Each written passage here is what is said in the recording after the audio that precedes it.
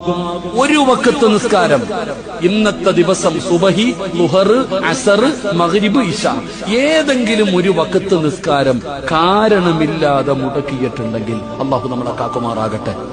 ഉറക്കപ്പുറ അല്ലാഹു നമ്മളെ കാക്കുമാറാകട്ടെ. എന്താ കാരണം? എന്താണ് കാരണം? കാരണമില്ലാതെ മുടക്കിയത് എന്താ കാരണം?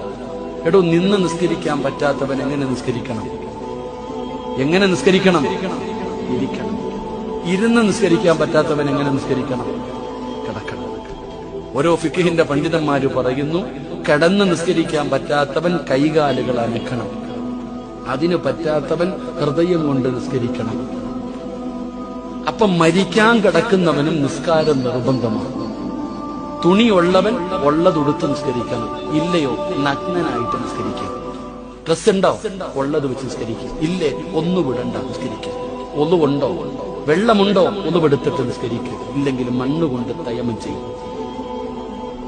കിബില അറിയുമോ? കിബിലയുടെ നേരെ നിന്ന് നിസ്കരിക്കും. ഇല്ലെങ്കിൽ എങ്ങോട്ടെങ്കിലും നിന്ന് നിസ്കരിക്കും.